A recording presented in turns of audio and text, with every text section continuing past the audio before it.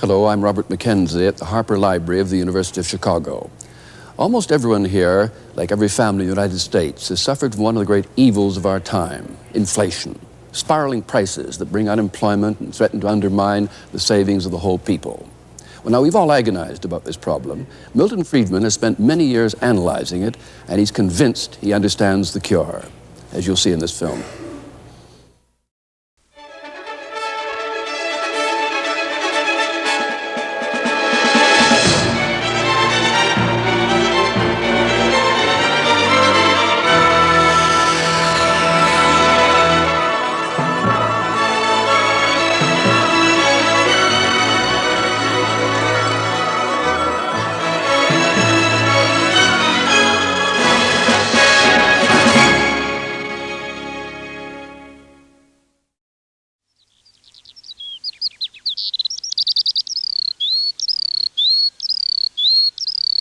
The Sierra Nevadas in California, 10,000 feet above sea level.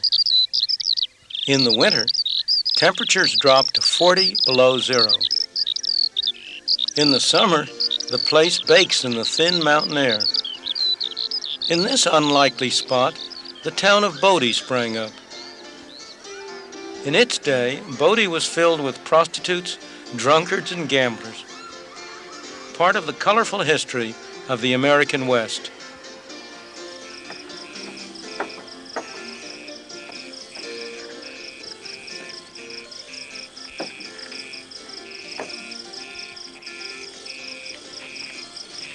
A century ago, this was a town of 10,000 people. What brought them here? Gold. If this were real gold, people would be scrambling for it. A series of gold strikes throughout the West brought people from all over the world, all kinds of people. They came here for one purpose and one purpose only, to strike it rich, quick. But in the process, they built towns, cities, in places where nobody would otherwise have dreamed of building a city. Gold built these cities, and when the gold was exhausted, the cities collapsed and became ghost towns. Many of the people who came here ended up the way they began, broke and unhappy, but a few struck it rich. For them, gold was real wealth, but was it for the world as a whole? People couldn't eat the gold, they couldn't wear the gold, they couldn't live in houses made of gold. Because there was more gold, they had to pay a little more gold to buy goods and services. The prices of things in terms of gold went up. At tremendous cost, at sacrifice of lives, people dug gold out of the bowels of the earth. What happened to that gold? Eventually, at long last, it was transported to distant places, only to be buried again under the ground. This time, in the vaults of banks throughout the world. There's hardly anything that hasn't been used for money. Rock salt in Ethiopia, brass rings in West Africa, cowrie shells in Uganda. Even a toy cannon, anything can be used as money. Crocodile money in Malaysia, absurd, isn't it?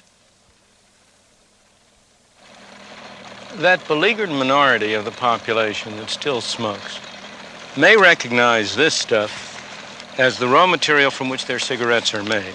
But in the early days of the colonies, long before the United States was established, this was money. It was a common money of Virginia, Maryland, and the Carolinas. It was used for all sorts of things. The legislature voted that it could be used legally to pay taxes. It was used to buy food, clothing, and housing. Indeed, one of the most interesting sights was to see the husky young fellows at that time lug 100 pounds of it down to the docks to pay the costs of the passage of the beauteous young ladies who had come over from England to be their brides. Now, you know how money is. There's a tendency for it to grow, for more and more of it to be produced, and that's what happened with this tobacco. As more tobacco was produced, there was more money, and as always when there's more money, prices went up, inflation. Indeed, at the very end of the process, prices were 40 times as high in terms of tobacco as they had been at the beginning of the process. And as always when inflation occurs, people complained. And as always, the legislature tried to do something, and as always, to very little avail. They prohibited certain classes of people from growing tobacco. They tried to reduce the total amount of tobacco grown. They required people to destroy part of their tobacco, but it did no good. Finally, many people took it into their own hands, and they went around destroying other people's tobacco fields. That was too much. And they passed a law making it a capital offense, punishable by death, to destroy somebody else's tobacco. Gresham's law, one of the oldest laws in economics, was well illustrated. That law says that cheap money drives out dear money, and so it was with tobacco. Anybody who had a debt to pay, of course, tried to pay it in the worst quality of tobacco he had. He saved the good tobacco to sell overseas for hard money. The result was that bad money drove out good money. Finally, almost a century after they had started using tobacco as money, they established warehouses in which tobacco was deposited in barrels, certified by an inspector according to his views as to its quality and quantity. And they issued warehouse certificates, which people gave from one to another to pay for the bills that they accumulated. These pieces of green printed paper are today's counterparts of those tobacco certificates, except that they bear no relation to any commodity. In this program, I want to take you to Britain to see how inflation weakens the social fabric of society. Then, to Tokyo, where the Japanese had the courage to cure inflation. To Berlin, where there's a lesson to be learned from the West Germans in how so-called cures are often worse than the disease. And to Washington, where our government keeps these machines working overtime. And I'm going to show you how inflation can be cured.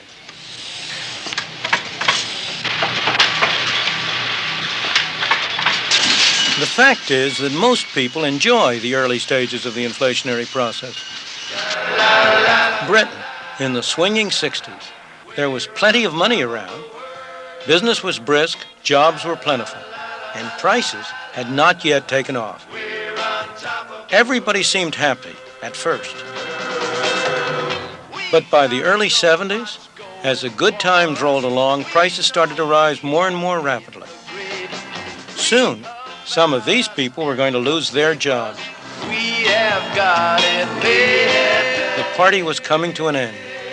Sha-la-la-la-la-la-la-la. We're on top of the world. Sha-la-la. The story is much the same in the United States, only the process started a little later. We've had one inflationary party after another, yet we still can't seem to avoid them. How come? Before every election, our representatives would like to make us think we're getting a tax break.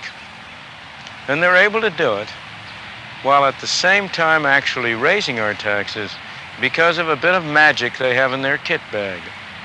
That magic is inflation. They reduce the tax rates, but the taxes we have to pay go up because we are automatically shoved into higher brackets by the effect of inflation. A neat trick. Taxation without representation.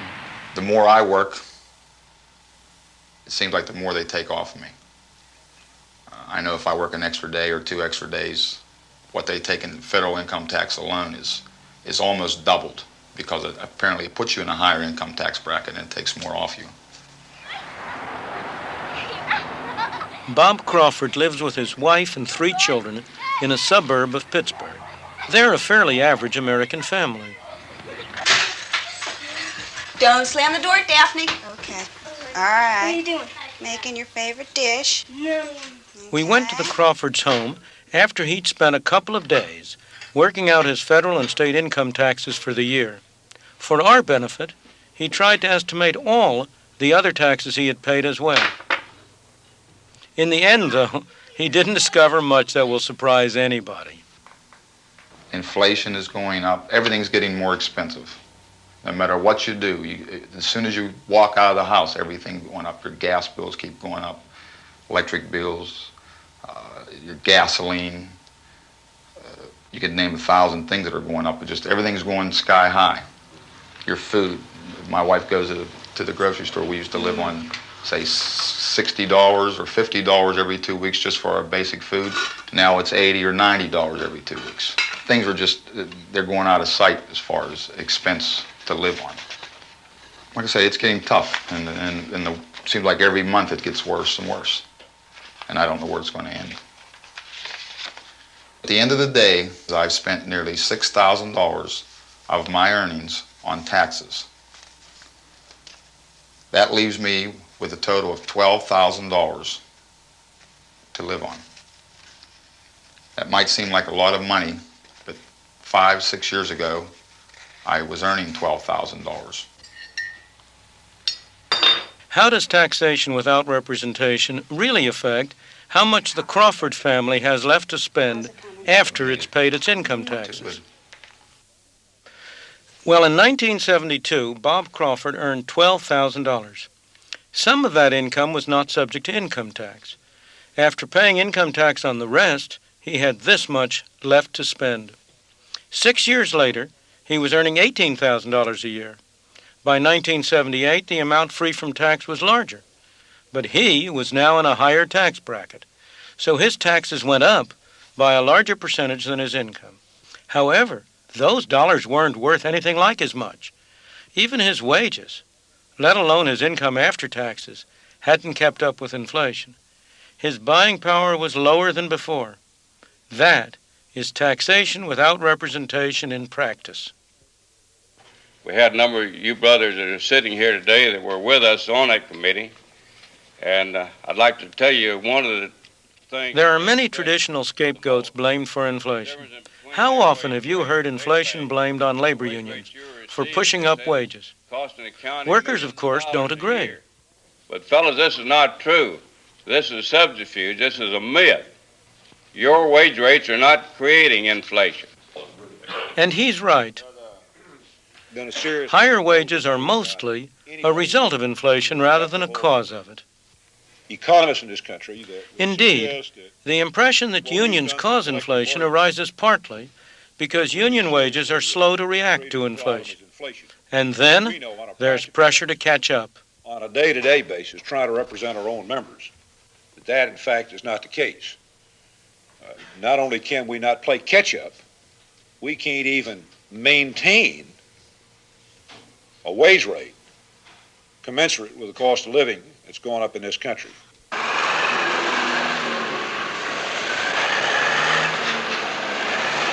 Another scapegoat for inflation is the cost of goods coming from abroad. Inflation, we're told, is imported. Higher prices abroad driving up prices at home. It's another way government can blame someone else for inflation. But this argument, too, is wrong. The prices of imports in the countries from which they come are not in terms of dollars. They're in terms of lira or yen or other foreign currencies. What happens to their prices in dollars depends on exchange rates, which in turn reflect inflation in the United States. Since 1973, some governments have had a field day blaming the Arabs for inflation. But if high oil prices were the cause of inflation, how is it that inflation has been less here in Germany, a country that must import every drop of oil and gas that it uses on the roads and in industry, than, for example, it is in the United States, which produces half of its own oil? Japan has no oil of its own at all. Yet at the very time that the Arabs were quadrupling oil prices, the Japanese people were bringing inflation down from 30 to less than 5% a year. The fallacy is to confuse particular prices, like the price of oil, with prices in general. Back at home, President Nixon understood this. Now here's what I will not do.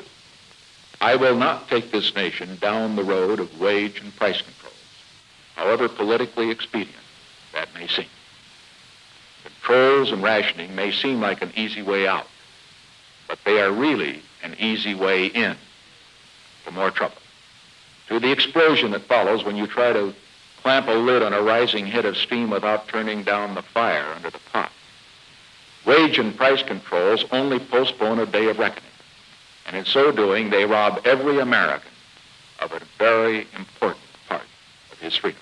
Now listen to this. The time has come for decisive action, action that will break the vicious circle of spiraling prices and costs. I am today ordering a freeze on all prices and wages throughout the United States for a period of 90 days. In addition, I call upon corporations to extend the wage price freeze to all dividends. Many a political leader has been tempted to turn to wage and price controls, despite their repeated failure in practice. On this subject, they never seem to learn. But some lessons may be learned. That happened to British Prime Minister James Callaghan, who finally discovered that a very different economic myth was wrong. He told the Labour Party conference about it in 1976. We used to think that you could spend your way out of a recession and increase employment by cutting taxes and boosting government spending. I tell you in all candor that that option no longer exists. It only worked on each occasion since the war by injecting a bigger dose of inflation into the economy, followed by a higher level of unemployment as the next step. That's the history of the last 20 years. Well, it's one thing to say it. One reason why inflation does so much harm is because it affects different groups differently. Some benefit, and of course they attribute that to their own cleverness. Some are hurt, and of course they attribute that to the evil actions of other people. And the whole problem is made far worse by the false cures which government adopts, particularly wage and price controls. The garbage collectors in London felt justifiably aggrieved because their wages had not been permitted to keep pace with the cost of living. They struck, hurting not the people who imposed the controls, but their friends and neighbors who had to live with mounting piles of rat-infested garbage. Hospital attendants felt justifiably aggrieved because their wages had not been permitted to keep up with the cost of living. They struck, hurting not the people who imposed the controls, but cancer patients who were turned out of hospital beds. The attendants behaved as a group in a way they never would have behaved as individuals. One group is set against another group. The social fabric of society is torn apart, inflicting scars that it will take decades to heal, and all to no avail, because wage and price controls, far from being a cure for inflation, only make inflation worse.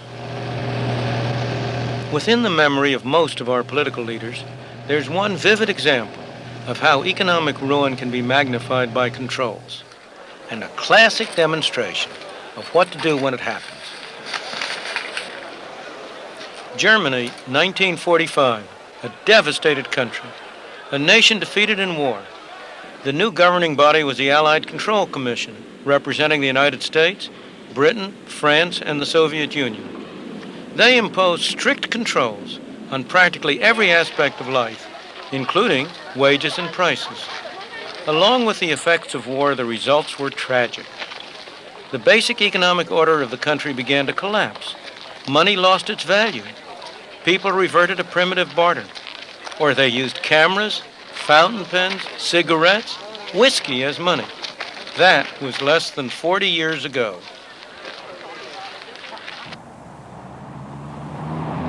This is Germany as we know it today, transformed into a place a lot of people would like to live in.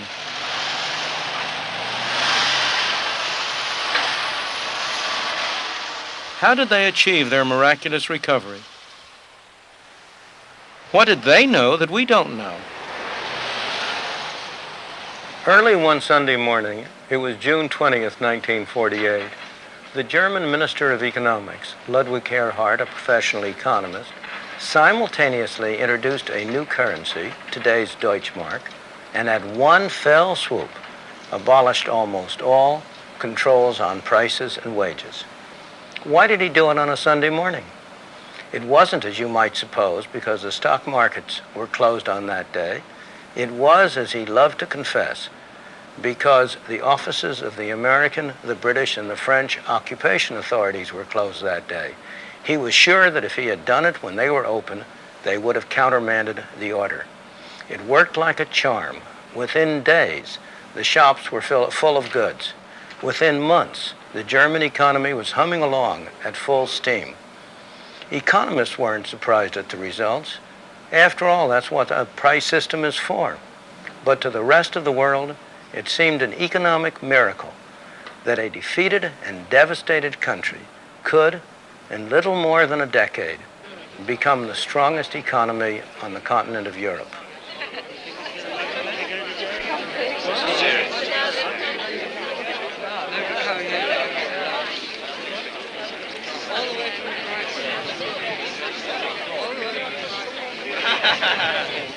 In a sense, this city, West Berlin, is something of a unique economic test tube, set as it is deep in communist East Germany.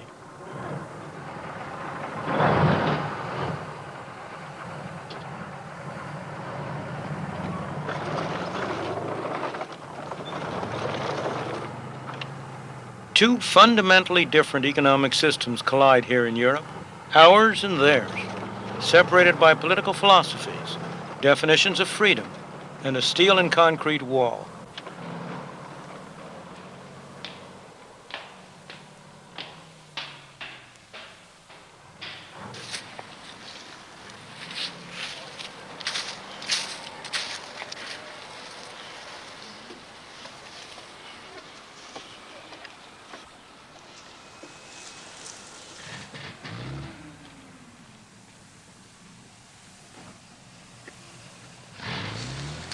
To digress from inflation, economic freedom does not stand alone. It's part of a wider order. I wanted to show you how much difference it makes by letting you see how the people live on the other side of that Berlin Wall. But the East German authorities wouldn't let us. The people over there speak the same language as the people over here. They have the same culture. They have the same forebears. They are the same people. Yet you don't need me to tell you how differently they live. There is one simple explanation. The political system over there cannot tolerate economic freedom. The political system over here could not exist without it. But political freedom cannot be preserved unless inflation is kept in bounds. That's the responsibility of government, which has a monopoly over places like this. The reason we have inflation in the United States, or for that matter anywhere in the world, is because these pieces of paper and the accompanying book entries, or their counterparts in other nations, are growing more rapidly than the quantity of goods and services produced. The truth is, inflation is made in one place and one place only, here in Washington. This is the only place where there are presses like this that turn out these pieces of paper we call money. This is a place where the power resides to determine how rapidly the amount of money shall increase.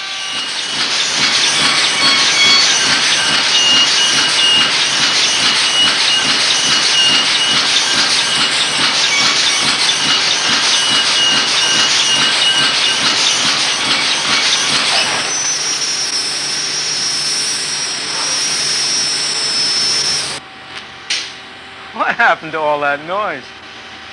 That's what would happen to inflation if we stopped letting the amount of money grow so rapidly. This is not a new idea. It's not a new cure. It's not a new problem. It's happened over and over again in history. Sometimes inflation has been cured this way on purpose. Sometimes it's happened by accident. During the Civil War, the North, late in the Civil War, overran the place in the South where the printing presses were setting up, where the pieces of paper were being turned out. Prior to that point, the South had had a very rapid inflation. If my memory serves me right, something like 4% a month. It took the Confederacy something over 2 weeks to find a new place where they could set up their printing presses and start them going again. During that 2-week period, inflation came to a halt. After the 2-week period, when the presses started running again, inflation started up again. It's that clear that straightforward. More recently, there's another dramatic example of the only effective way to deal with rampant inflation. In 1973, Japanese housewives going to market were faced with an unpleasant fact. The cash in their purses seemed to be losing its value. Prices were starting to soar as the awful story of inflation began to unfold once again. The Japanese government knew what to do. What's more, they were prepared to do it. When it was all over, economists were able to record precisely what had happened. In 1971, the quantity of money started to grow more rapidly. As always happens, inflation wasn't affected for a time. But by late 1972, it started to respond. In early 73, the government reacted. It started to cut monetary growth, but inflation continued to soar for a time. The delayed reaction made 1973 a very tough year of recession. Inflation tumbled only when the government demonstrated its determination to keep monetary growth in check. It took 5 years to squeeze inflation out of the system. Japan had attained relative stability. Unfortunately, there's no way to avoid the difficult road the Japanese had to follow before they could have both low inflation and a healthy economy. First, they had to live through a recession until slow monetary growth had its delayed effect on inflation. Inflation is just like alcoholism. In both cases, when you start drinking or when you start printing too much money, the good effects come first. The bad effects only come later. That's why, in both cases, there's a strong temptation to overdo it, to drink too much and to print too much money. When it comes to the cure, it's the other way around. When you stop drinking or when you stop printing money, the bad effects come first, and the good effects only come later. That's why it's so hard to persist with the cure. In the United States, 4 times in the 20 years after 1957, we undertook the cure. But each time, we lacked the will to continue. As a result, we had all the bad effects and none of the good effects. Japan, on the other hand, by sticking to a policy of slowing down the printing presses for 5 years, was, by 1978, able to reap all the benefits: low inflation and a recovering economy. But there's nothing special about Japan.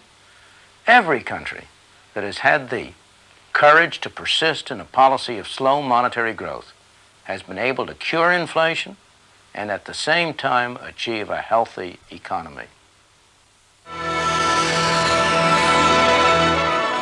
And here at the Harper Library in the University of Chicago, our distinguished guests have their own ideas too. So let's join them now.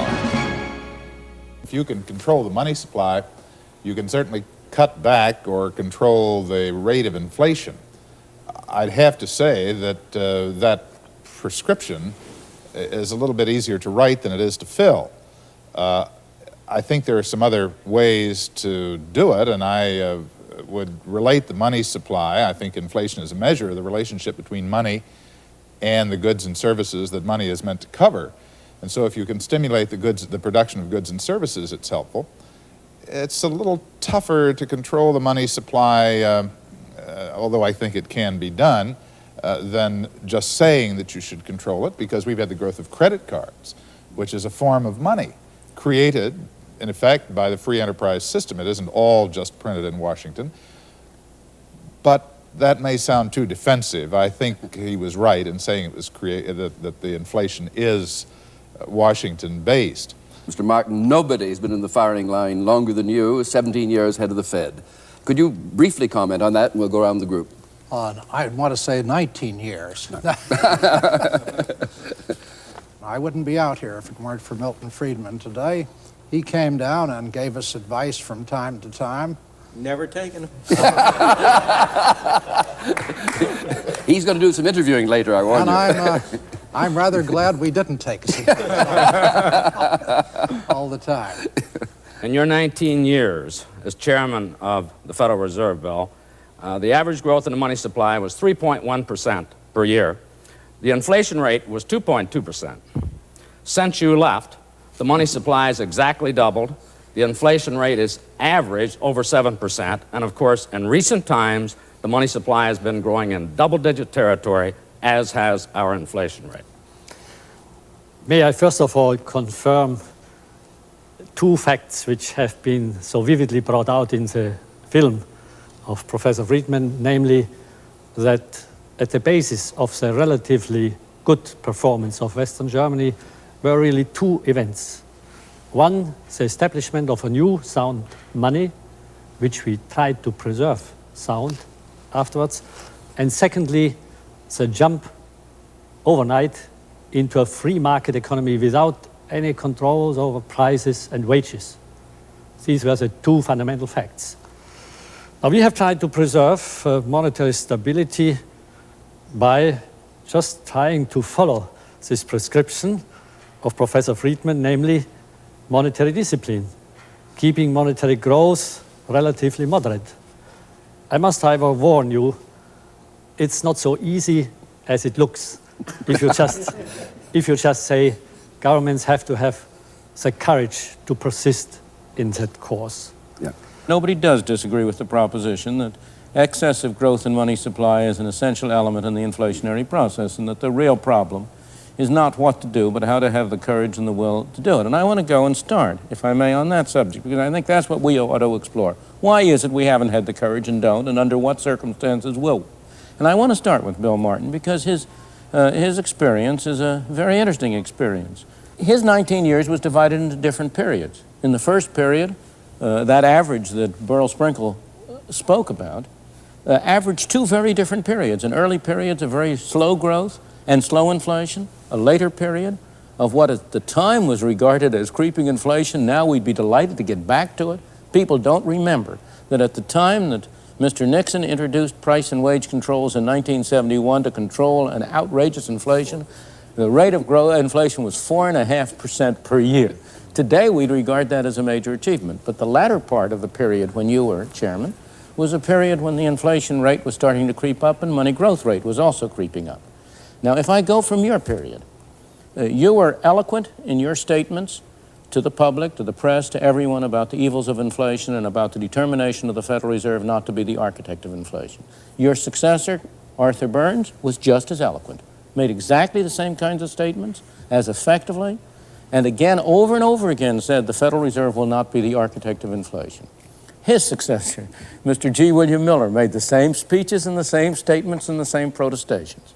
His successor, Paul Volcker, he is making the same statements. Now, my question to you is, why is it that there has been such a striking difference between the excellent pronouncements of all chairmen of the Fed? Therefore, it's not personal on you. You have a lot of company, unfortunately, for the country. Why is it that there's been such a wide diversion between the excellent pronouncements on the one hand and what I regard as a very poor performance on the other? Because monetary policy is not the only element. Fiscal policy is equally important. You're shifting the buck to the Treasury. Yes. To the Congress. We'll get to Mr. Brown. Yeah, don't worry. Right.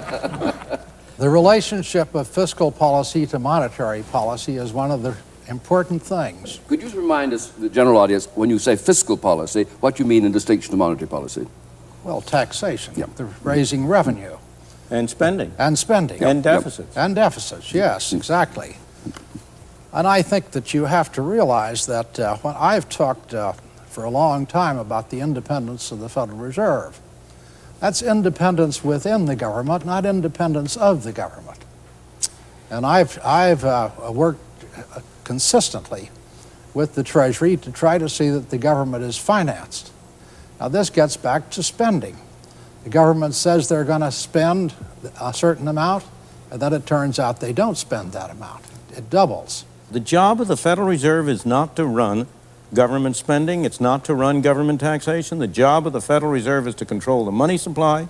And I believe, frankly, I have always believed, as you know, that these are excuses and not reasons for the that's where you and I differ, because I think we would be irresponsible if we didn't take into account the needs and what the government is saying and doing. I think if we just went on our own irresponsibly, I say it on this because I was in the Treasury before I came to the Fed, and I know the other side of the picture.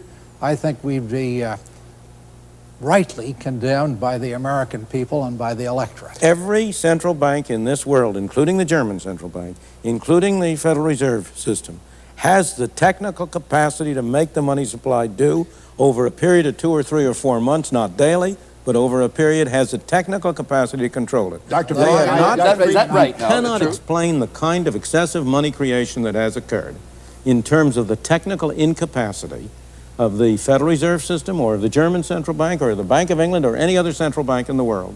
I wouldn't say technically we are incapable of doing that, although we have never succeeded in controlling the money supply month by month. That's right. But I would say we can technically control it half-yearly, from one half-year period to the next, and that would be sufficient for controlling inflation. It's like steering a ship, it doesn't move. I'm an economic scientist, and I'm trying to observe phenomena, and I observe that every Federal Reserve chairman says one thing and does another. I don't mean he does, the system does. Yep. How different is your setup in Germany? You've heard this problem of governments getting committed to spending and the Fed having one way or the other to accommodate itself to it. Now, what's your position on this very interesting problem? We are very independent of the government, from the government, but on the other hand, we are an advisor of the government, also on their budget deficits. And they would not easily go before Parliament with a deficit in their budget which is openly criticized and disapproved by the central bank. Why? Because we have a tradition in our country that we can also publicly criticize the government on this account. And second, if, as has happened in our case too, the government goes beyond what is tolerable for the sake of overall equilibrium, we have let it come through in the capital markets. That is to say, they have driven up interest rates. That has drawn public criticism, and that has had some effect on their attitude. I think that's a very important point that Dr. Eminger just made, because there is not a one-to-one relationship between government deficits and what happens to the money supply at all.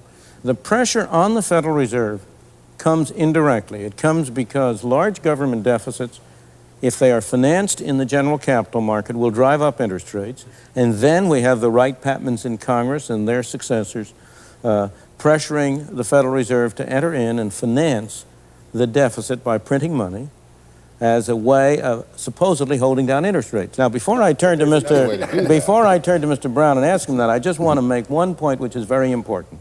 The Federal Reserve's activities in trying to hold down interest rates have put us in a position where we have the highest interest rates in history. It's another example of the difference between the announced intentions of a policy and the actual result. But now I want to come to Clarence Brown and ask him, shift the buck to him and put him on the hot seat for a bit.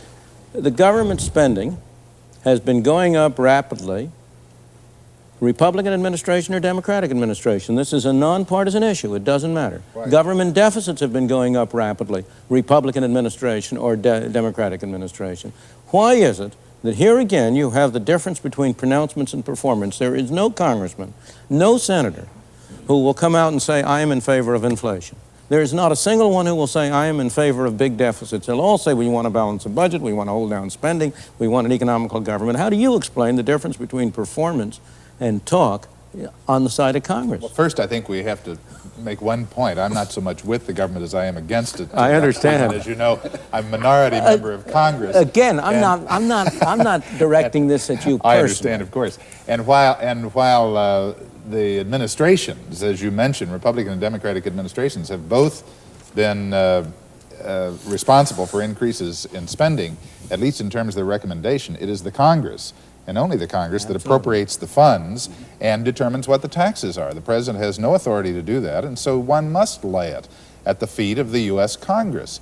Now, I guess we'd have to concede that it's a little bit more fun to give away things than it is to withhold them, and this is the reason that the Congress responds to a general public that says, well, I want you to cut everybody else's program but the one in which I am most particularly interested. Save money, but incidentally, my wife is taking care of the orphanages, and so let's try to help the orphanages, or whatever it is.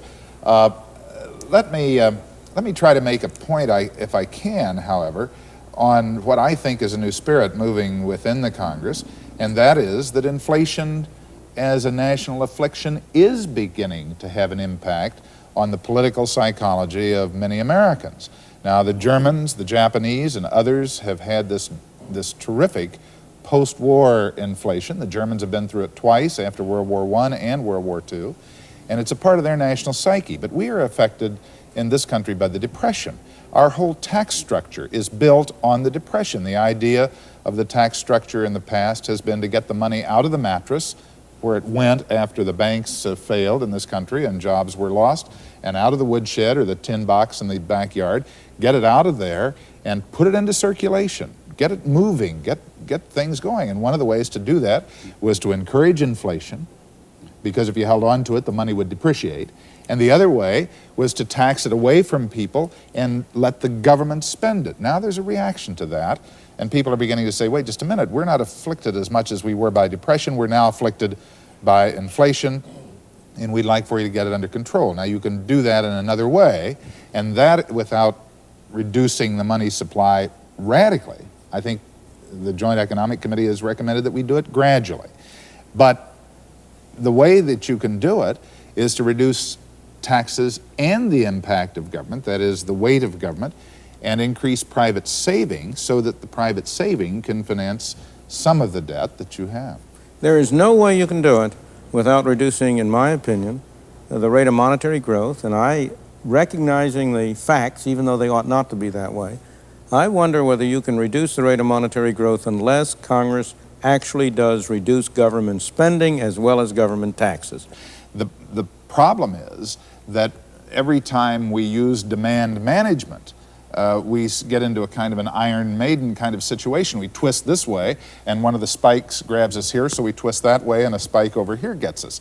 And every recession has had higher basic unemployment rates than the previous recession in the last several years, and every inflation has had higher inflation. We've got to get that tilt out of the society. Would it be fair to say, though, that a fundamental difference is the Germans are more deeply fearful of a return to inflation, having had the horrifying experience between the wars especially? We tend to be more afraid of recession turning into depression.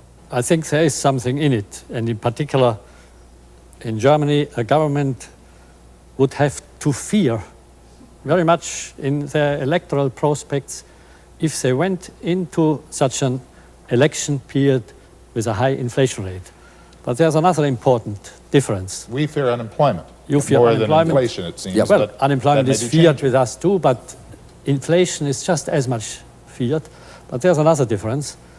Namely, once you have got into that escalating inflation, where every time the base, the plateau is higher, it's extremely difficult to get out of it.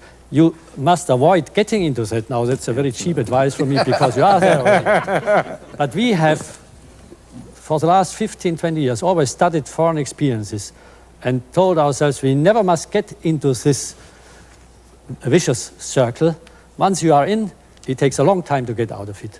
That is what I'm preaching now, that we should avoid at all costs to get again into this vicious circle as we had it already in 73, 74. It took us also 4 years to get out of it, although we were only at 8% inflation. 4 years to get down to 3%. So now you have, I think, the question whether you can do it in a gradualist way over many, many years, or whether you don't need a sort of shock treatment. The film showed it took the Japanese, what, 4 years? 5 years. 5 years. 5 years. Bob, one of my greatest concerns is that we haven't suffered enough yet. Most of the nations that have finally got their inflation... speech, I can tell you. Well, I'm not running for office, Clarence. Most countries that finally got their inflation under control had 20, 30% or worse inflation. Germany had much worse, and the public supports them. We live in a democracy. And we're getting constituencies that gain from inflation. If you look at people that own real estate, they've done very well. And how can we get there without going through even more pain? And I doubt that we will. If you ask who are the constituencies that have benefited most from inflation, there are no doubt. It is the homeowners, but it's also the congressmen who have been able to vote higher spending without having to vote higher taxes. They have, in fact, right. Congress has, in fact, voted for inflation, but you have never had a congressman on record to that effect. It's the government civil servants who have their own salaries are indexed and tied to inflation. They have a retirement benefit, a retirement pension that's tied to inflation. They qualify, a large fraction of them, for Social Security as well, which is tied to inflation. So that the beneficiary... Labor contracts that are, labor and many contracts, pricing things that are tied but the to one inflation. thing that isn't tied to inflation, and here I want to come back and ask why Congress has been so bad in this area, is our taxes.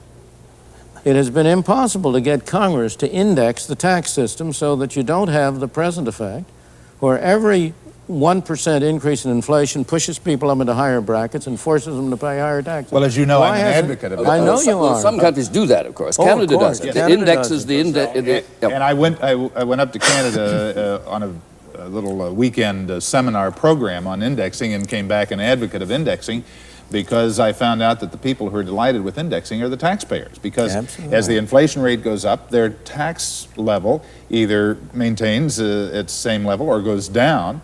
The people who are the people who are very unhappy with it are the people who have to plan government spending, because it is reducing the amount of money that the government has rather than watching it go up by 10 or 12 billion. You get a little dividend to spend in this country, the bureaucrats do every year.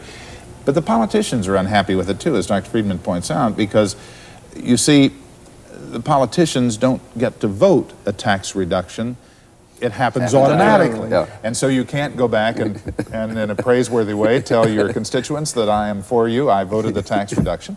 And I think we ought to be able to index the tax system so that that tax reduction is automatic, rather than have what we've had in the past, and that is an automatic increase in the taxes. And the politicians say, well, we're sorry about inflation, but you're right. Well, I want to go and make a very different point.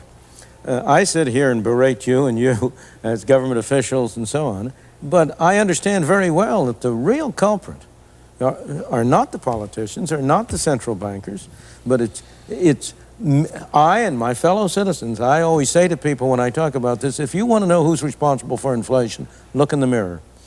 It's not because of the way you spend your money. Inflation doesn't arise because you got consumers who are spendthrift. They've always been spendthrift. It doesn't arise because you've got the businessmen who are greedy. They've always been greedy.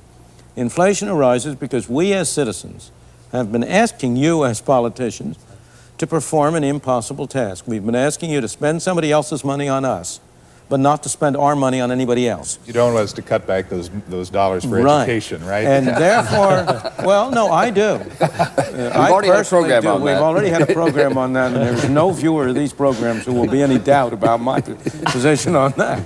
But the public at large has not, and this is where we come to the political will that Dr. Eminger quite properly talked about. Everybody talks against inflation, but what he means is that he wants the prices of the things he sells to go up and the prices of the things he buys to go down. But sooner or later, we come to the point where it will be politically profitable to end inflation. This is the point that I think you were making. The suffering. Where do you think what do you think the rate of inflation has to be, and judged by the experience of other countries, before we will be in that position, and when do you think that'll happen? Well, the evidence says it's got to be over 20%. Now, you would think we could learn from others rather than have to repeat mistakes. Apparently, nobody can learn from history. But at the present time, we're going toward higher, not lower inflation. You said earlier, if you want to see who causes inflation, look in the mirror. Right.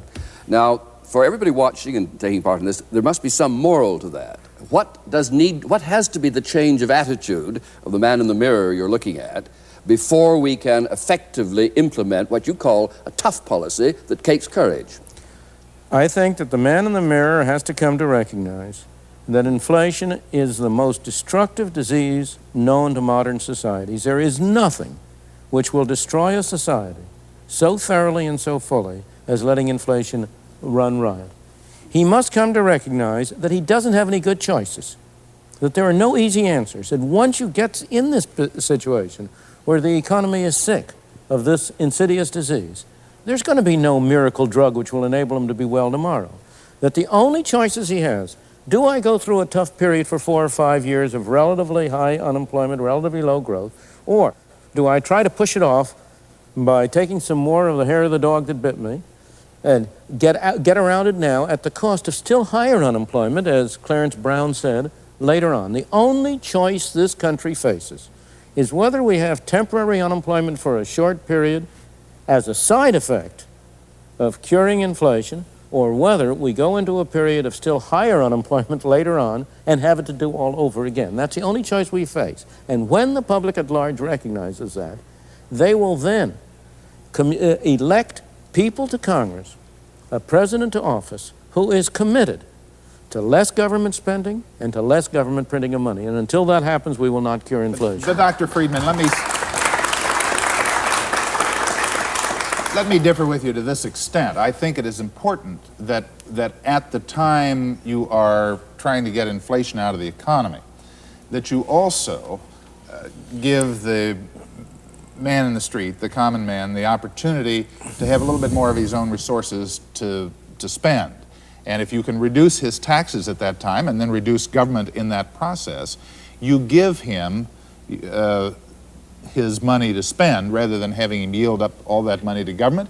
If you cut his taxes in a way to encourage it to putting that money into savings, you can encourage the additional savings in a private sense to finance the debt that you have to carry, and you can also encourage the stimulation of growth in the society, that is the investment into capital improvements, modernization of plant, make the U.S. more competitive with other countries, and we can try to do it without as much painful unemployment as we can get by with. Don't you think that has some merit? I am all in favor, as you know, of cutting government spending. I am all in favor of getting rid of the counterproductive government regulation that reduces productivity and disrupts investment. And if we do that, we can cut taxes some, can we not? We should.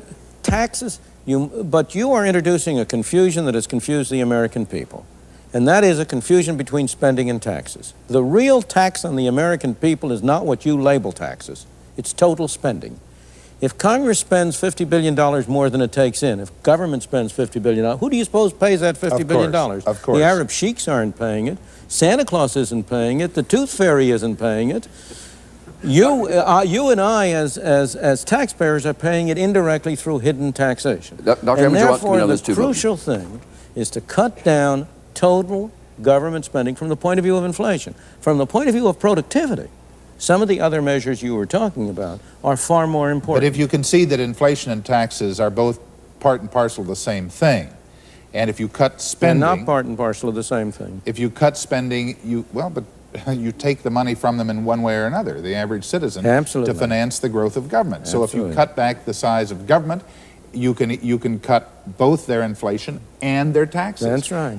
I am all in favor of that. All right. All I am saying is don't kid yourself into thinking that there is some painless way to do it. There just is not. One other way is productivity. If you can increase production, then the impact of inflation is less because you have more goods chasing. Absolutely, but you have to have a sense of proportion. From the point of view of the real income of the American people, nothing is more important than increasing productivity. But from the point of view of inflation, it's a bit actor.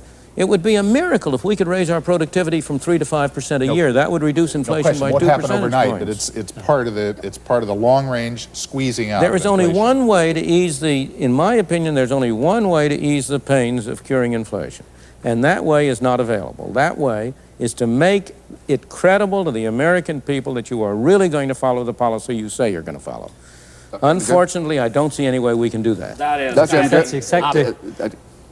Professor Friedman, that's exactly the point which I wanted to illustrate by our own experience. We also had to squeeze out inflation, and there was a painful time of 1.5 years. But after that, we had a continuous lowering of the inflation rate with a slow upward movement in the economy since 1975. Year by year, inflation went down and we had a moderate growth rate, which has led us now to full employment. That's so what- you can shorten this period by just this credibility. And by a consensus you must have also with the trade unions, with the whole population, that they acknowledge that policy and also play their part in it. Then the pains will be much less. You see, in our case, expectations are that inflation is going to get worse because it always That's has. it. This means we must disappoint in a very painful way those expectations, and it's likely to take longer, at least the first time around. Now, our real problem has not been that we haven't tried. We have tried and brought inflation down. Our real problem was we didn't stick to it. That's it. Then Well, you have it all to do over. I would concede that psychology plays a great, perhaps even the major part. But I do believe that if you have private savings stimulated by your tax system, rather than discouraged by your tax system, you can finance some of that public debt by private savings rather than by inflation. And the result will be to ease to some degree the pain of that heavy unemployment that you seem to suggest is the only way to deal with the problem. The talk is fine, but the problem is it is used to evade the key issue. How do you make it credible to the public that you are really going to stick to a policy? 4 times we've tried it, and 4 times we've stopped before we had run the course. Well, there we leave the matter for tonight, and next week's concluding program in this series is not to be missed. From the Harper Library, goodbye.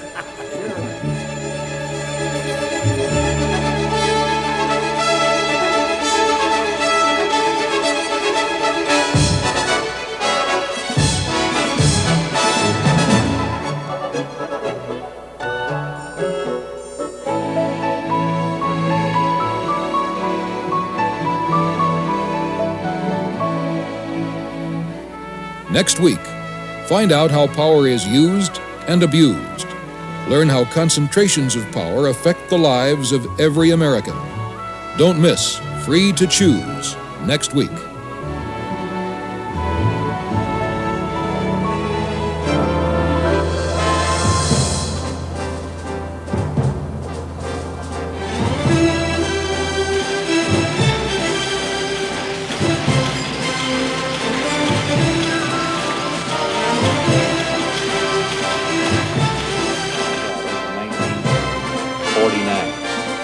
$11% of the total cost